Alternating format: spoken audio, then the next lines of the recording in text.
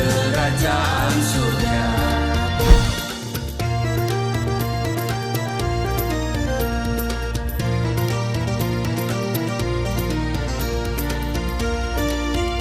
Shalom Bapak Ibu, sahabat Galilea dan seluruh subscriber Galilea Network yang diberkati oleh Tuhan Yesus. Kembali kita siapkan diri kita. Sebelum kita memulai tugas kerja kita hari ini, kita datang kepada Tuhan, kita membaca dan merenungkan firman Tuhan.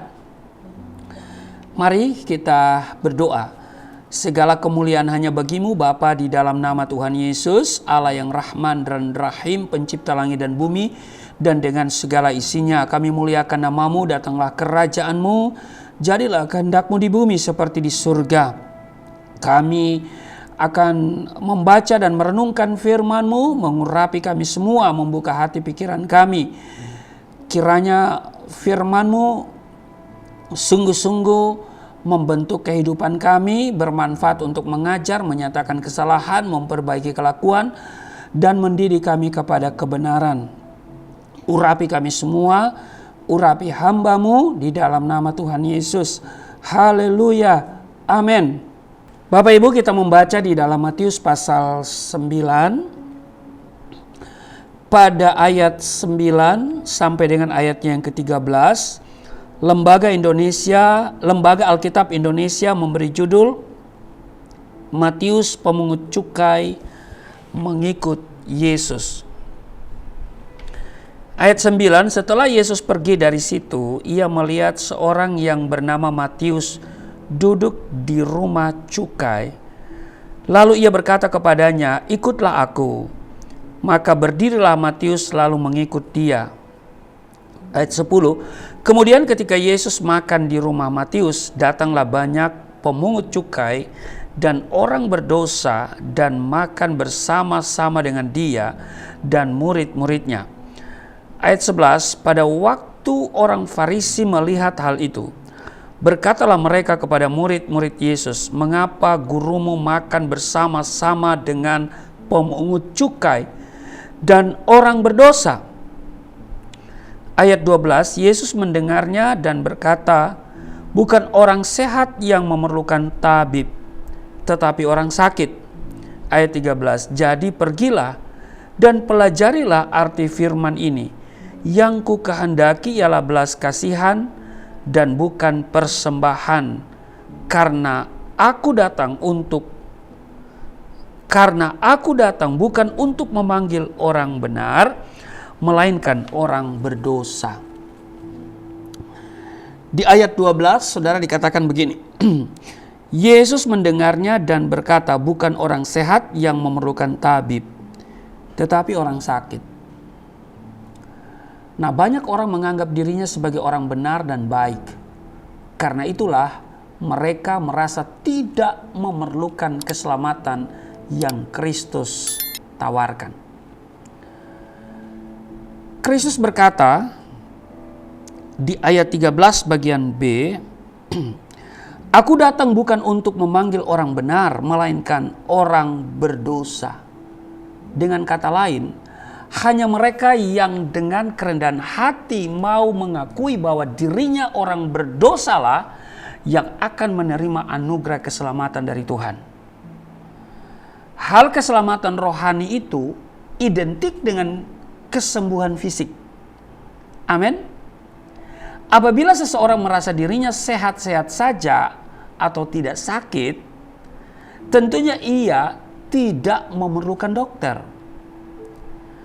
Nah, ada kalanya orang yang tidak menyadari bahwa ia sedang terserang oleh sakit penyakit yang meski tidak menimbulkan rasa sakit secara perlahan-lahan, namun pasti penyakit tersebut akan terus menggerogoti tubuhnya dan tiba-tiba seperti bom waktu yang akhirnya meledak. Sakit yang diderita baru dirasa saat sudah berada di stadium akhir.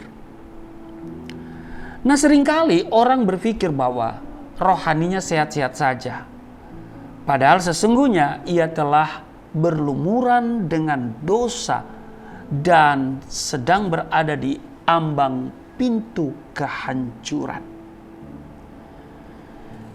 Bapak Ibu, orang-orang Farisi yang merasa dirinya paling benar dengan keras mengecam Kristus yang sedang makan bersama-sama dengan pemungut cukai dan orang-orang berdosa.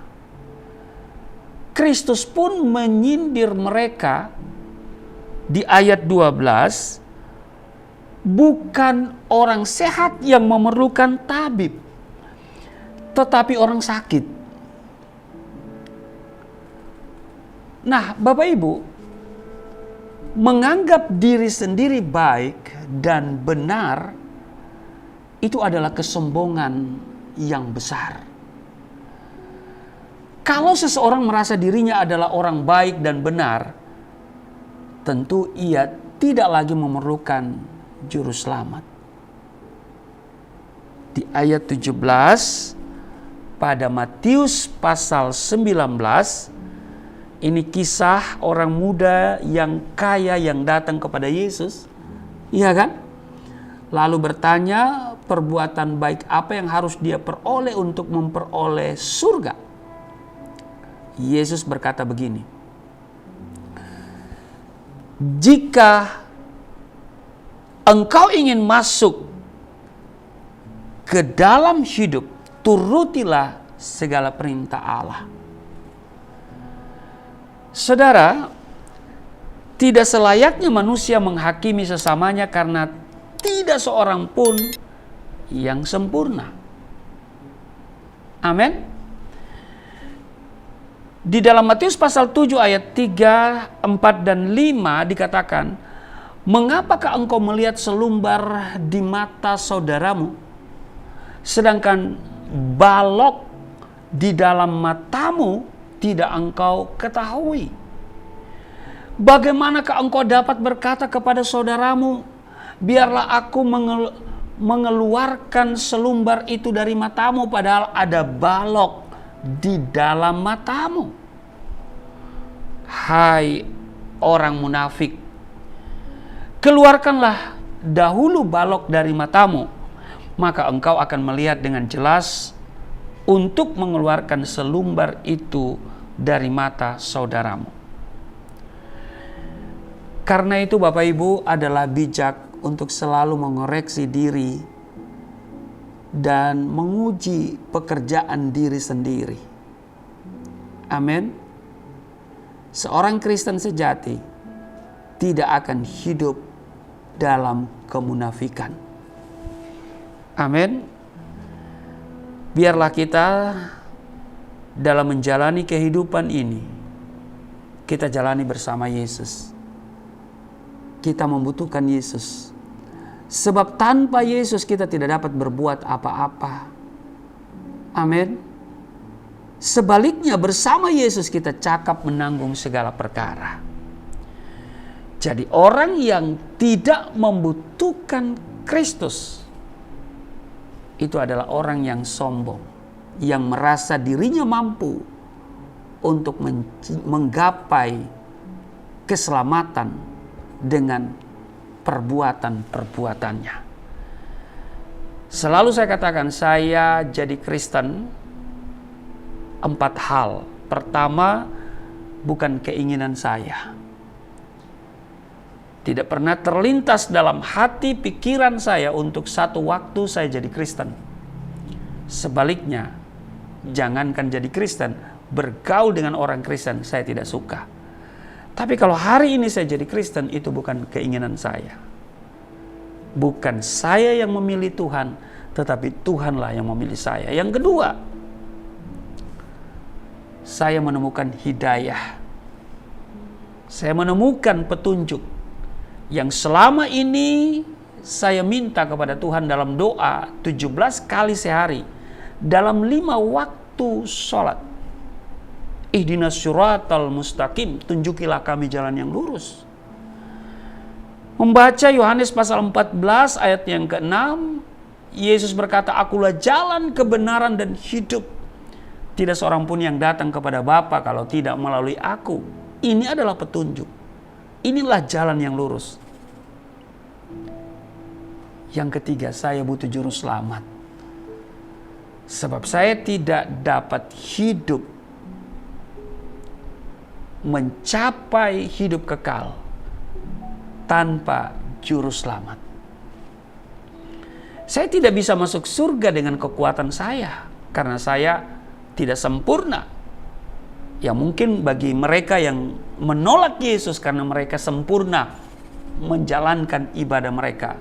Bagi saya secara pribadi, saya tidak punya cukup banyak amal untuk tukar dengan surga. Karena itu saya butuh juru selamat. Yang ketiga, yang keempat, saya terpikat dengan ajaran keselamatan yang ditawarkan oleh Yesus Kristus. Yang saya baca di dalam Injil, tidak ada nama lain yang oleh nama itu kita dapat diselamatkan. Amin.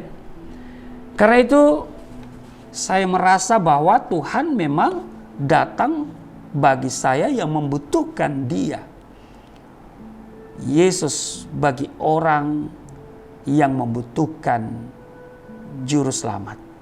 Bagi yang tidak membutuhkan juru selamat, silakan mencapai keselamatan dengan amal perbuatanmu. Mudah-mudahan engkau masuk surga. Tapi dengan juru selamat, saya bukan mudah-mudahan, tetapi pasti dan pasti saya tiba di surga. Sebab Yesus katakan, di mana aku berada, kamu pun berada. Yesus berada di mana? Di surga. Saya tidak butuh nabi, saya tidak butuh rasul. Sebab nabi dan rasul hari ini punya gelar yang sama Bapak Ibu, yaitu almarhum. Tapi Yesus hidup, dan oleh karena Dia hidup, ada hari esok, ada harapan, ada surga bagi kita semua. Amin.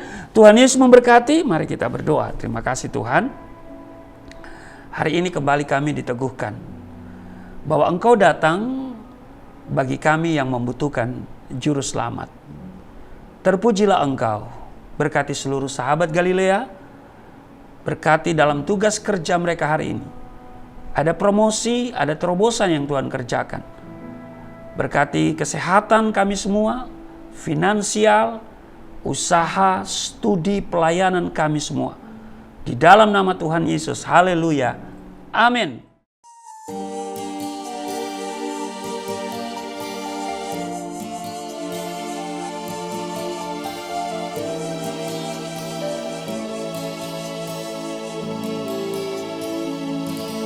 Bapa kami yang di surga, dimuliakanlah nama-Mu. Datanglah kerajaan, jadilah kehendak-Mu di bumi seperti di surga.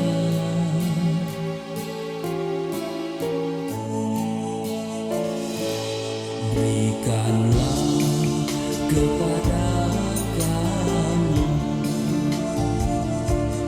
makanan yang secukupnya. Ampunilah dosa kami seperti kami mengampuni orang yang bersalah pada kami.